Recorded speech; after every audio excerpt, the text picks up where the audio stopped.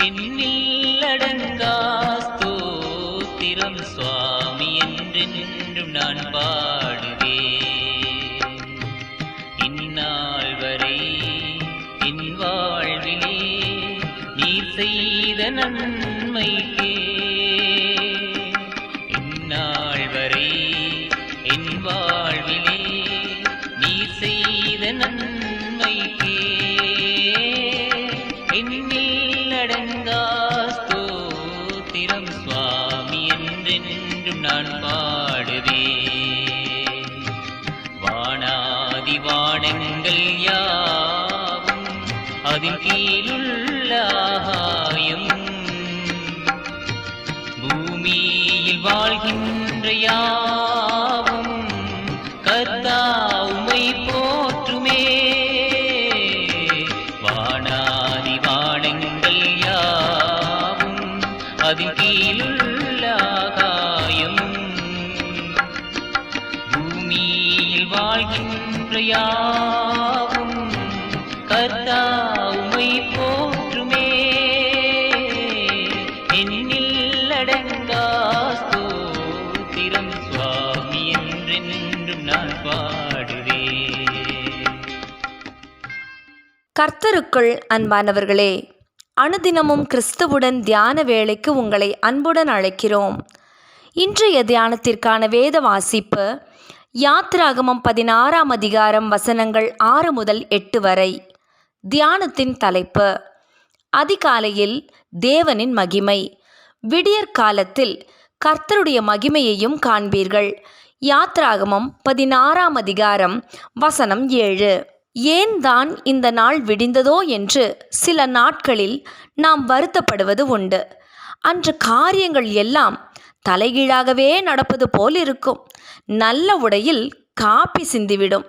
வேலை செய்து கொண்டிருக்கும் கணினி செயலற்றுவிடும். கட்டணம் கட்டுவதற்கு காலக்கெடு முடிந்துவிட்டதாக அஞ்சலில் செய்தி வரும். பள்ளிக்கு சென்ற பிள்ளை விளையாட்டில் கை ஒடிந்தவனாக வீடு திரும்பலாம். இப்படிப்பட்ட வேளைகளில் ஒரு மூலையில் அமர்ந்து ஓவென்று அழத்தோன்றும். இஸ்ரவேலரும் இது போன்ற இன்னலை அனுபவித்தார்கள். வெப்பமான ஓரிடம், பயண களைப்பு, பசி இவைகளால் தவித்து நின்றார்கள். ஒருவேளை எகிப்திலேயே இருந்திருக்கலாமோ என்று கூட எண்ணினார்கள். அவர்கள் நினைத்ததை விட பிரயாணம் மிகவும் கடினமாயிருந்தது. இச்சோதனைகளின் மத்தியிலும் தேவன் 2 காரியங்களை செய்தார். அவர்களது சரீரத்துக்கு தேவையான மன்னாவை கொடுத்தார். மேலும் அவர்களது ஆத்தும தேவைக்காக அதிகாலையில் தம்முடைய மகிமையை காண்பிப்பதாக வாக்களித்தார். ஒரு நாளின் சவாலை சந்திப்பதற்கு சரீர சுகத்துடன் ஆத்தும நன்மைகளும் தேவைப்படுகிறது.